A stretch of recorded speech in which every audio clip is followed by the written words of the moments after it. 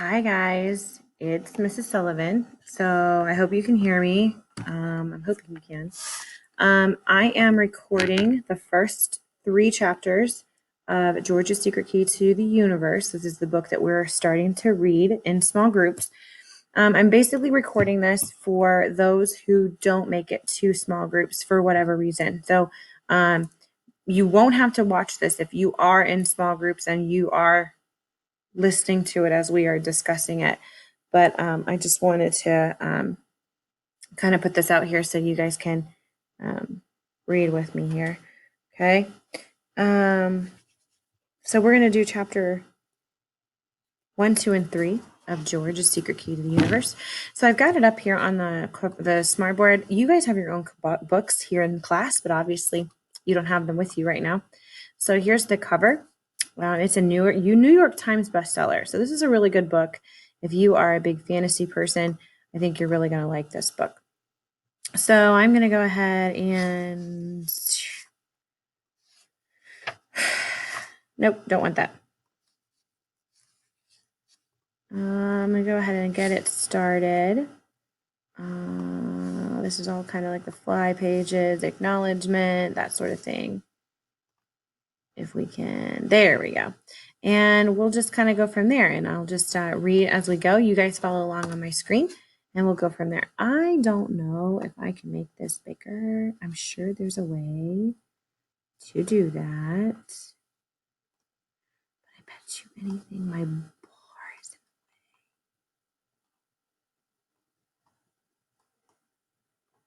way. Let me see. I don't see it. We're just going to go with it. Nope, don't see it. All right, well, maybe I can make it bigger up here. Yeah, that works. That's a little bigger. A little better for you. Then you got my beautiful face right there, so good. I made it too big, sorry. Okay. All right, so we're going to go ahead and get started, and then we'll go from that. So we're on chapter 1, and we'll just follow along with me, okay? And we'll just keep going, okay? If I forget to, like, record, just listen, yes. Pigs don't just vanish, thought George, as he stood staring into the depths of the very obviously empty pigsty. He tried closing his eyes and then opening them again to see if it was all some kind of horrible optical illusion. But when he looked again, the pig was still gone, his vast, muddy pink bulk nowhere to be seen. In fact, when George examined the situation for a second time, it had gotten worse, not better. The side door of the pigsty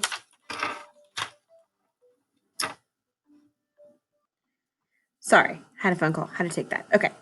I lost my spot. The side door of the pigsty, he noticed, was hanging open, which meant someone hadn't shut it properly. And that someone was probably him. Georgie, he heard his mother call from the kitchen. I'm going to start supper in a minute, so you've only got about an hour. Have you done your homework? Yes, Mom, he called back in a fake, cheery voice. How's your pig? He's fine. Fine, said George squeakingly. He threw in a few experimental oinks just to make it sound as though everything was business as usual here in the small backyard that was full of many, many vegetables. And one enormous, but now mysteriously absent pig. He grunted a few more times for effect. It was very important his mother did not come out into the garden before George had time to think of a plan. How he was going to find the pig, put it back in the sty, close the door, and get back in time for supper. He had no idea, but he was working on it, and the last thing he needed was for one of his parents to appear before he had all the answers. George knew the pig was not exactly popular with his parents. His mother and father had never wanted a pig in the backyard, and his dad in particular tended to grind his teeth quite hard when he remembered who lived beyond the vegetable patch. The pig had been a present one cold Christmas Eve a few years back. A cardboard box full of squeaks and snuffles had been delivered to their front door. When George opened it up, he found a very indignant pink piglet inside.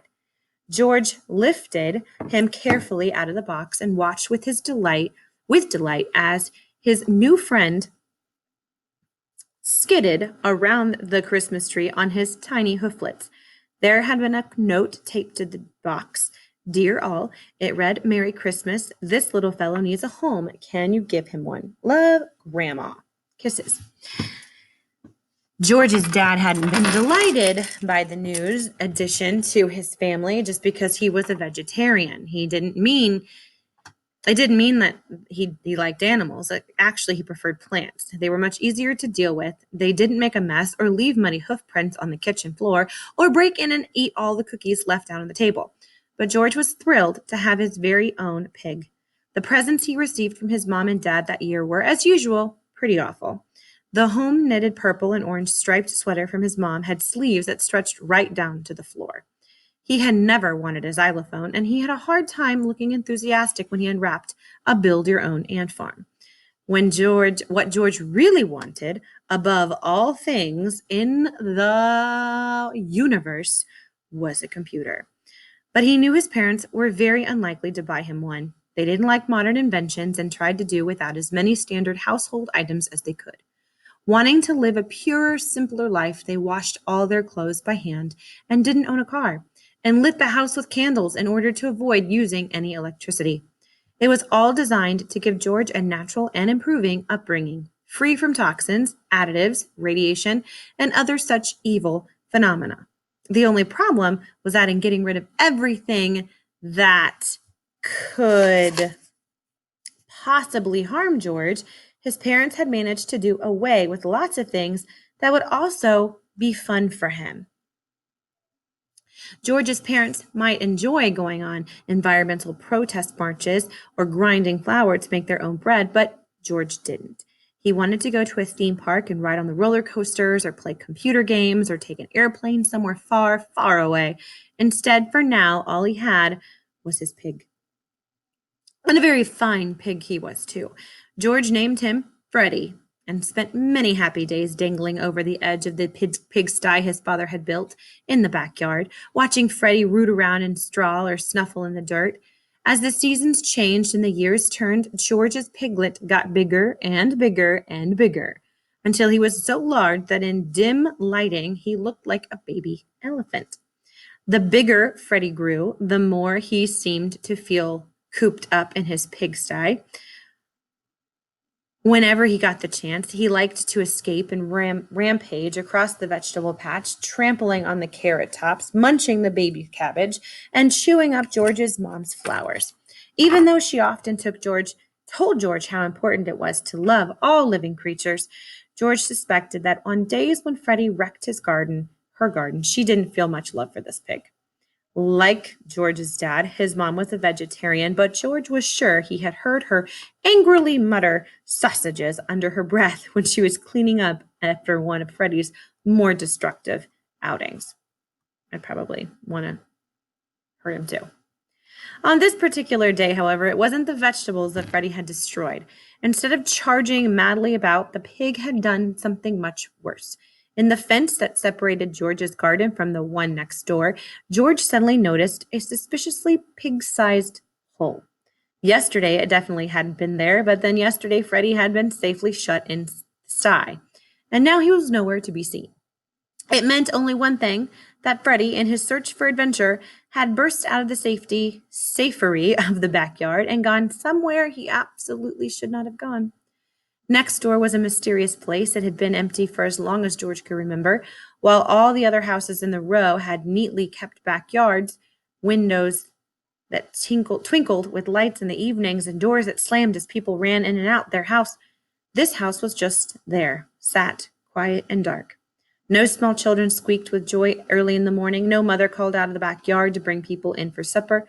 On the weekends, there was no noise of hammering or smell of fresh paint because no one ever came to fix the broken window frames or cleared the sagging gutters. Years of neglect meant the garden had rioted out of control until it looked like the Amazon jungle had grown up on the other side of the fence. On George's side, the backyard was neat, orderly, and very boring. There were rows of string beans, strictly tied to stakes, lines of floppy lettuce, frothy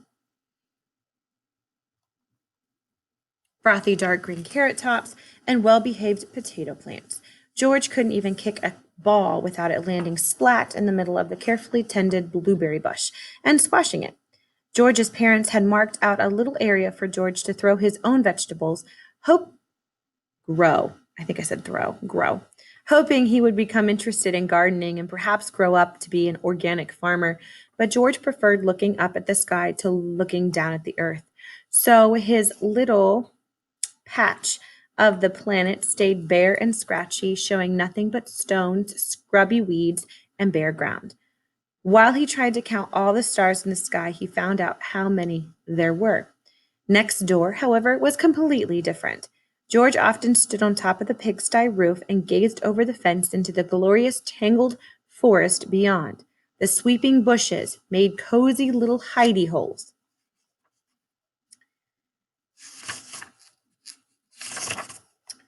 While the trees had curved, gnarled branches perfect for a boy to climb.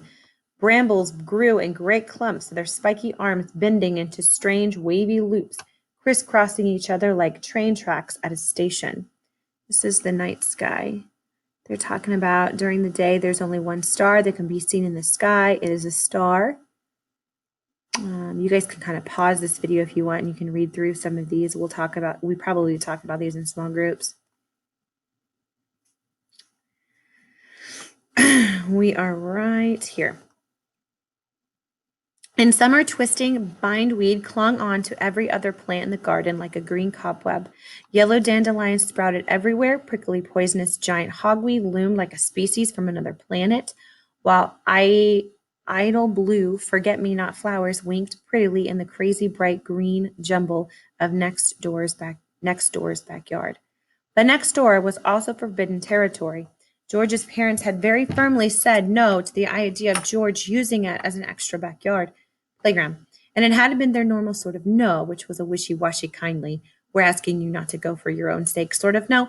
This had been a real no, the kind you didn't argue with. It was the same no that George had encountered while he tried suggesting that as everyone else at school had a television set, some kids even had one in their own bedroom, maybe his parents could think about buying one.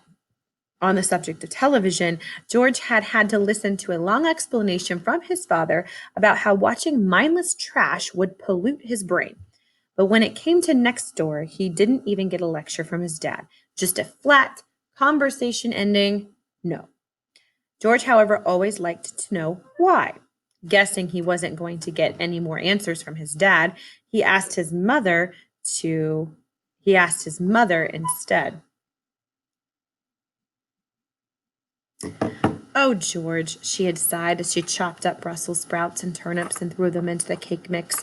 She tended to cook with whatever came to hand rather than with ingredients that would actually combine to make something tasty. You ask too many questions. I just want to know why. I can't go next door, George persisted, and if you tell me, I won't ask any more questions for the rest of the day. I promise. His mom wiped his hands on her flowery apron and took a sip of nettle tea. All right, George, she said. I'll tell you a story if you stir the muffins. Passing over the big brown mixing bowl and the wooden spoon, she settled herself down as George started to beat the stiff yellow dough with the green and white vegetable speckles together. That sounds gross. Vegetable cake. When we first moved here, his mom began, when you were very small, an old man lived in that house. We hardly ever saw him, but I remember him well. He had the longest beard I've ever seen. It went right down to his knees. No one knew how old he really was, but the neighbors said he lived there forever. What happened to him? Asked George, who already forgotten that he'd promised not to ask any more questions. Nobody knows, said his mom mysteriously. What do you mean? Asked George, who had stopped stirring. Just that, said his mom. One day he was there, the next day he wasn't. Maybe he went on vacation, said George. If he did, he never came back, said his mom. Eventually, they searched the house, and there was no sign of him. The house has been empty ever since, and no one has ever seen him again. Gosh, said George. A little while back, his mom continued, blowing on her hot tea, we heard noises next door, banging sounds in the middle of the night. There were flashing lights and voices as well. Some squatters had broken in and were living there. The police had to throw them out. Just last week, we thought we heard the noises again. We don't know who might be in that house. That's why your dad doesn't want you to going anywhere around there, Georgie. As George looked at the big black hole in the fence, he remembered the conversation he'd had with his mom. The story she told him hadn't stopped him from wanting to go next door. It still looked mysterious and enticing. But wanting to go next door when he knew he couldn't was one thing. Finding out he actually had to was quite another. Suddenly, next door seemed dark and spooky and very scary.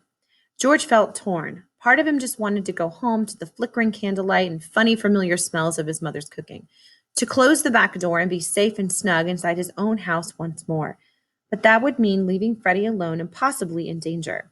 He couldn't ask his parents for any help in case they decided that this was the final black mark against Freddie's name and packed him off to be made into bacon. Taking a deep breath, George decided he had to do it. He had to go next door. Closing his eyes, he plunged through the hole in the fence. When he came out on the other side and opened his eyes, he was right in the middle of the jungle garden. Above his head, the tree cover was so dense he could hardly see the sky. It was getting dark now, and the thick forest made it even darker. George could see with a path had George could just see where a path had been trampled through the enormous weeds. He followed it, hoping it would lead him to Freddie. He waded through great banks of brambles which grabbed at his clothes and stretched his bare clothes.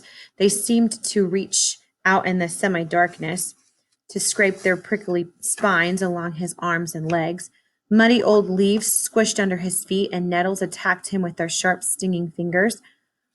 All the while, the wind in the trees above him made a singing, sighing noise as though the leaves were saying, "Be careful, George. Be careful, Georgie." The trail brought George into some sort of clearing behind the house itself. So far, he had not seen or heard any sign of his wayward pig. But there, on the broken paving stones outside the back door, he saw only too clearly a set of muddy hoof prints. From the marks, George could tell exactly which way Freddie had gone. His pig had marched straight into the abandoned house through the back door, which had been pushed open just wide enough for a fat pig to squeeze through. Worse, from the house where no one had lived for years and years, a beam of light shone. Somebody was home. And that's the end of chapter 1.